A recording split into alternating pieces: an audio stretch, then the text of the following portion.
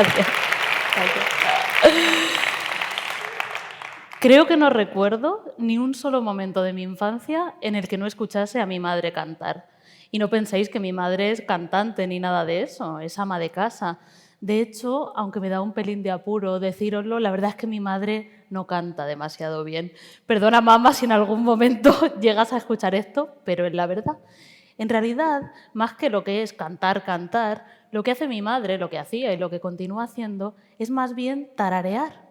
Solía tararear cuando yo era pequeña canciones que a mí me sonaban un tanto antiguas, zarzuelas, cuplés, alguna copla, y lo hacía mientras cocinaba, mientras quitaba el polvo, mientras regaba las plantas, planchaba, cuidaba de mi abuela.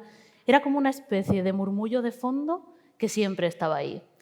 Yo, no os voy a mentir, la verdad es que casi nunca la escuchaba demasiado, no me paraba demasiado de escucharla, sobre todo cuando era adolescente. Cuando era adolescente lo que más me gustaba del mundo, como a casi todos los adolescentes, era ignorar completamente a mi madre y encerrarme en mi habitación a escuchar a todo trapo una música que yo pensaba en ese momento que no tenía nada que ver con aquellas canciones antiguas que cantaba mi madre.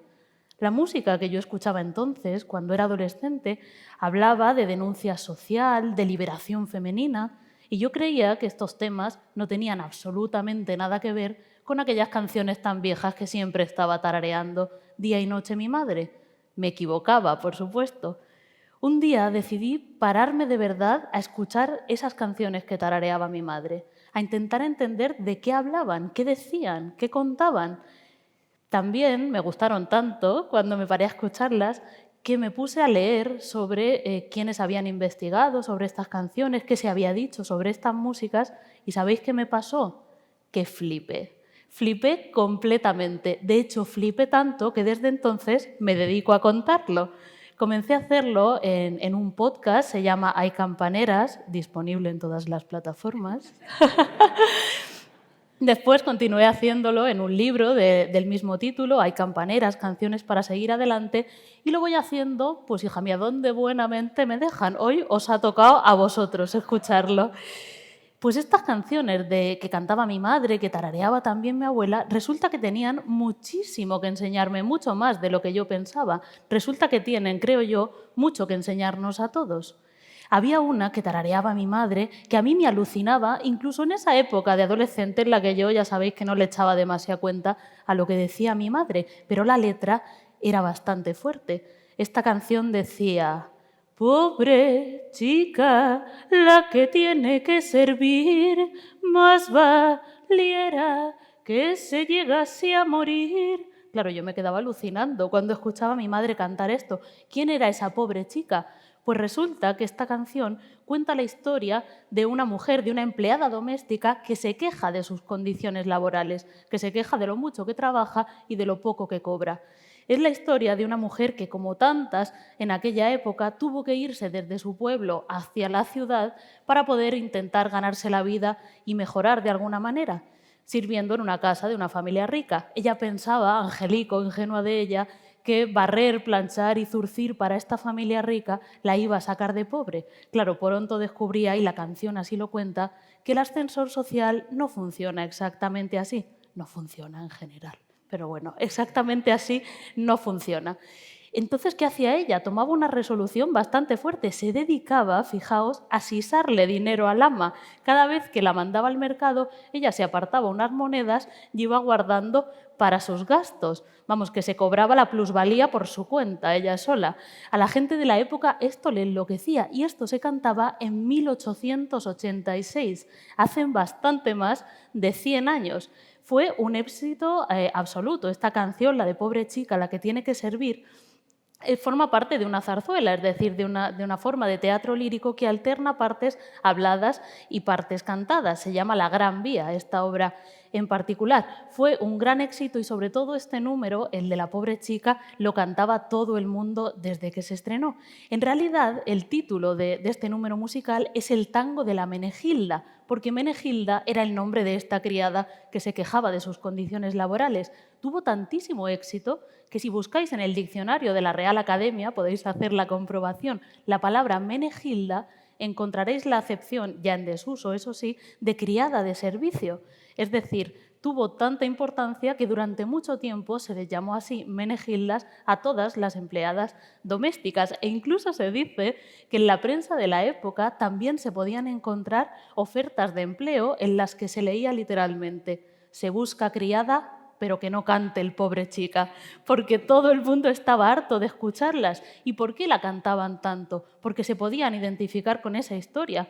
Imaginaos cuántas mujeres de clase trabajadora se podían ver en esas penurias que cantaba la Menegilda. Imaginad cuántas generaciones de mujeres se han visto en esta Menegilda de la Gran Vía desde que se cantó por primera vez en un teatro a finales del siglo XIX hasta que yo se la oí tararear a mi madre más de 100 años después mientras quitaba el polvo.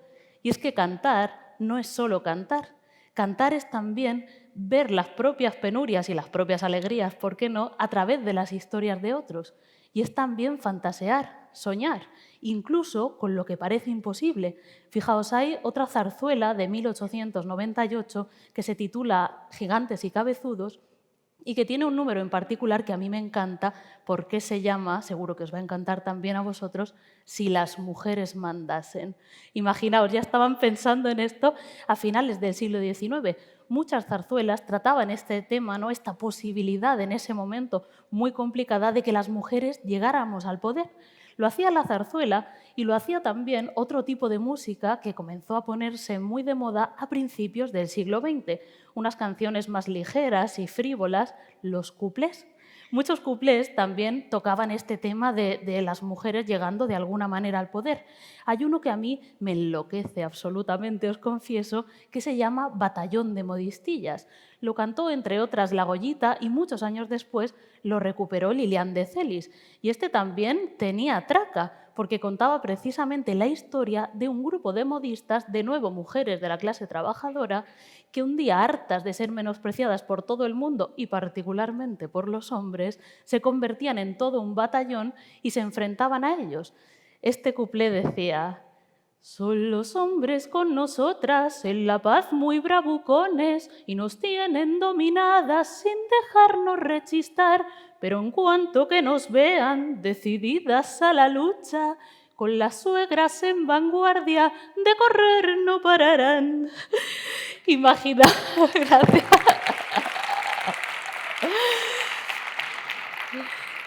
Imaginaos, ¿no?, poca broma con estas mujeres de principios del siglo. Poca broma, pero también un poco de broma, porque si os habéis fijado en la letra, por un lado tiene esos ribetes muy reivindicativos, ¿no?, de las mujeres hablando de su situación de opresión, pero por otra parte se cuela pues este estereotipo tan patriarcal de la suegra, ¿no?, es decir, una de cal y otra de arena. Esto pasaba muy a menudo, esta utilización del humor en la música de la época, precisamente para hacer más llevaderos esos mensajes subversivos que se pudieran colar y que representaban de alguna manera algún peligro. Pasaba en zarzuelas y pasaba en cuplés y pasaba también en otro género musical mucho más dado al dramatismo y a la tragedia, como es la copla, el tipo de canciones que se pusieron de moda después del cuplé y que tuvieron su época dorada entre los años 30 y 60 del siglo XX.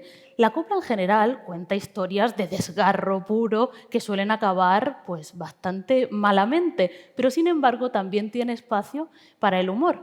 Hay, por ejemplo, una copla que a mí también me gusta muchísimo, que cantaba Juanita Reina, que tiene mucha retranca. Esta copla se llamaba Compuesta y sin novio y decía: ¿por qué no te casas, niña? Dicen por los callejones. Yo estoy compuesta y sin novio porque tengo mis razones. Y después de esto desgranaba una por una todas las bastantes razones que tenía para no querer casarse. Imaginaos cómo se iba a poder decir esto a mediados del siglo XX, tal y como estábamos, sin el achaque del humor. Hubiera sido imposible. Por aquella época, casarse y tener hijos era poco menos que la labor sagrada de la mujer. Cuestionar eso solo se podía hacer con el achaque de meterle un poquito de humor al asunto. Pero es que además Juanita Reina no era la única que cantaba esta canción. Esa era la versión femenina, pero había también una versión masculina, en la que la cantaba Miguel de Molina. Este cantante malagueño era abiertamente homosexual, Y de hecho tuvo que exiliarse precisamente por esa visibilidad después de que le dieran una paliza terrible. Imaginaos cuando este hombre, que tenía una pluma divina que nunca ocultó, se plantaba en un escenario y decía esto de estoy compuesto y sin novia porque tengo mis razones, la gente no tenía ninguna duda de a qué tipo de razones se refería. Es decir, con la misma canción, con la misma copla, estamos asistiendo, cuando la canta Juanita Reina, a una celebración de la soltería femenina, que ya era bastante transgresor en el momento, pero es que cuando la misma canción la cantaba Miguel de Molina, lo que se estaba celebrando era la diversidad sexual. Lo que os decía al principio, cantar no es solo cantar. Estas canciones se hicieron famosísimas y triunfaron en teatros y tablaos, pero después fueron repetidas una y otra vez en mercados, patios, corralas y cocinas, y cada vez que eran cantadas de nuevo, eran vividas de nuevo. Desde esa protesta laboral de la criada, esa rebeldía estupenda de las modistillas, hasta la alegre soltería de esta mujer a la que no le daba la gana de entrar en el redil matrimonial. Las canciones que cantaban nuestras abuelas también están llenas de todos estos destellos, de todos estos ribetes de subversión.